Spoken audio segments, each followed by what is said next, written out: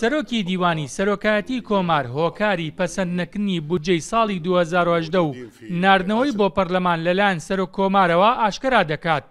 نەسیر ئەلعانی سەرۆکی دیوانی سەرۆکایەتی کۆمار ڕای دەگەێنێت لە بودجەی ئەم ساڵدا 31 خاڵی نادەستوری و ناقانونی و سەرپێچی دارایی تێدایە، بۆیە سەرۆک کۆمار بودجەکەی پەسەند نەکردووە. وقد سجل هذا الفريق عدد من الملاحظات بلغت 31 مخالفة دستورية. لیژنەی یاسایی سەرۆکایەتی کۆمار لە ماوەی 3 ڕۆژ وتبینی و تیاڵچوونەوەی تەواوی لە بودجەی 2018دا کرد و 31 خاڵی ناقانونی و نادەستوری و پێشێلی دارایی دۆزیەوە. بۆیە بودجەکە لەلایەن سەرۆک کۆمارەوە پەسەند نەکراوە. ڕەوانەی پەرلەمان کرایەوە، بەڵام پەرلەمان بە بیانی و نزیکبوونەوەی وادەی کۆتایی هاتنی ماوەی ئەم خولەی پەرلەمان ئامادە نەبووە چاکسازی لە بودجەکەدا بکات. بۆیە دووبارە ڕەوانەی سەرۆکایەتی کردەوە لە 23 لەگەڵ ئەوەشدا سەرۆکایەتی کۆمار کۆبوونەوەیکی بەپەلا لەگەڵ لیژنەی دارایی پەرلەمان کرد بۆ تاوتێکردنی خاڵە نادەستوریەکان و ئەوانیش هاوڕابوون لە پێشێلکاریەکان.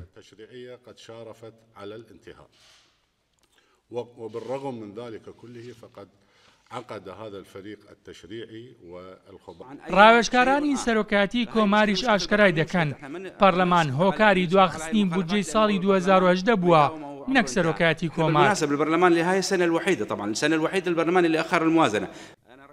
یەکەم ساڵە پەرلەمان بودجە دوا دەخات بۆ ناردنی بۆ سەرۆکایەتی کۆمار.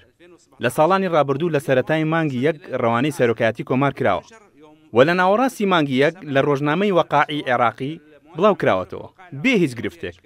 بۆیە دواکەوتنی بودجەی ئەم ساڵ پەرلەمان لێی بەرپرسیارە، نەک سەرۆکایەتی کۆمار. 6 أو 7/3/2017 فالبرلمان هو اللي يتحمل مسؤولية التأخير وليس رئاسة الجمهورية. إن هناك ذكر عجز 12 تريليون في الموازنة.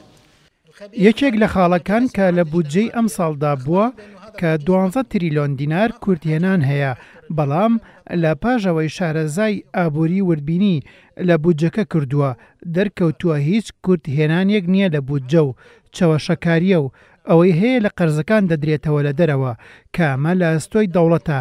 جا چۆن دەبێ ئێمە لە سەرۆکایەتی کۆمار ئەمە تێپەڕێنین کە ئێمە بەرامبەر بە خەڵکو و یاسا لێپرسراوین و پابەندی دەستورین، بۆیە ئێمە بەردەوام دەبین لە ڕێی دادگای ئیتیحادیە و لە ساڵانی ڕابردوو بەم شێوەیە نەبووە.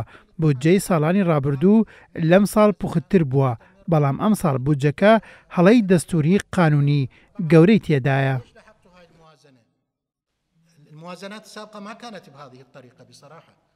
لە 3 2018 پەرلەمانی عێراق بودجەی ئەم ساڵی پەسەند کرد و ڕەوانەی سەرۆکایەتی کۆمار کرد بۆ پەسەندکردنی، بەڵام بەهۆی بوونی پێشێلکاری دەستوری و قانونی و سەرپێچی دارایی لە بودجەکە سەرۆکایەتی کۆمار بودجەکەی گەڕاندۆتەوە بۆ پەرلەمان و لەگەڵەوەشدا پەرلەمان ڕازی نییە چاکسازی لەو بودجەیە بکات.